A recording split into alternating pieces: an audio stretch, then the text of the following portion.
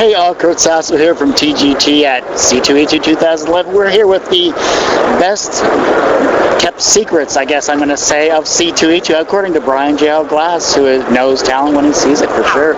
We have AdamWithers and Comfort Love. How are you guys doing today? We're doing great. Fantastic. Yeah. Doing great. It's been a great show. Wonderful.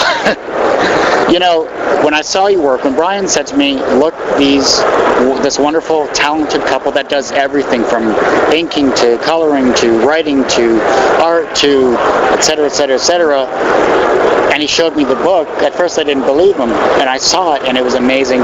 Talk about your styles. Well, we think of our style as, we call it animated realism, because we keep the movement and emotional content of good animation, but the structures of realism. We don't want it to get so broken away from reality that it has no connection, but we don't want to be so bogged down in photo references and things that the work doesn't move anymore. And our styles are so similar in part because we've been together so long and we grew up with very similar references. By the time we met each other, we already drew very similar because we liked all the same people. Yep. We wanted to get to the same place, and from that point on, we were trying to get to that place together. We did it as one. Yeah. So that's why people know us mostly as the two-headed Hydra of comics.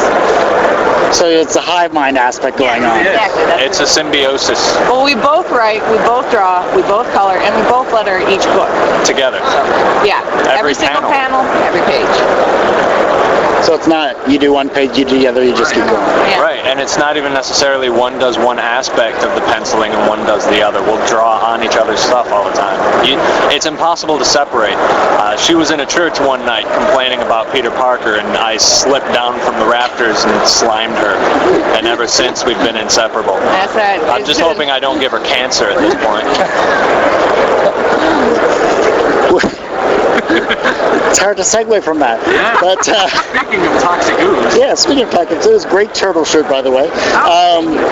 But with Kids Day here today, you got the younger generation coming through. What advice do you have for the younger generation?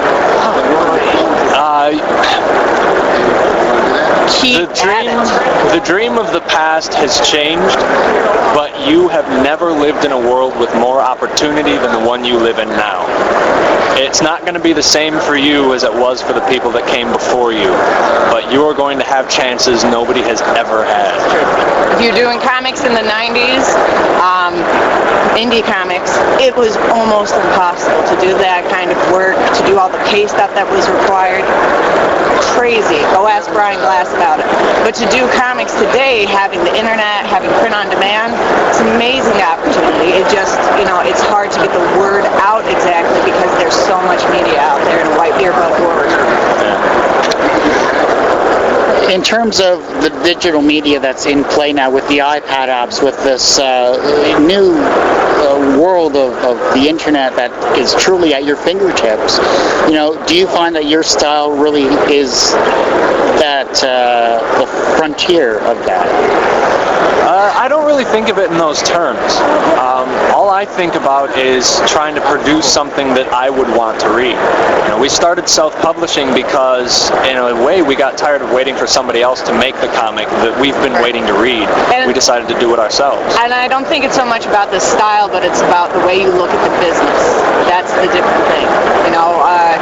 Like getting a publisher and what that used to do for you versus what it does for you now, and then being able to do it on your own. These are very different worlds than what it was even 7 years ago. Yeah. Final question here. I know you're busy. I'll get you back to your fans here. What personal experiences are you going to take away from this convention? I will take away the experience of not moving my butt from my chair for more than 2 seconds at a time for 3 days in a row. That's what I'll take away. So it's been a good show. And I'll take away the fact that having a great show really ups your attendance. This show last year was an amazing show, much lower attendance. The word got out, and that made this a completely new experience. And so that's something that I'd want everybody to take away, to say, if you do something amazing, it's not so much whatever you're advertising in, it's who was there and who's talking about it online that gets you the real attendance. Offering something more than just a giant selling floor. Comic conventions need to become more than just farmers markets with comics in them. Having an experience is incredibly important, and that's what this show has. I can't sum it up any better than that. I think that's beautiful. You know, Adam, Comfort, thank you so much for taking the time, and hope you have a great rest of your day here. You're watching TGT.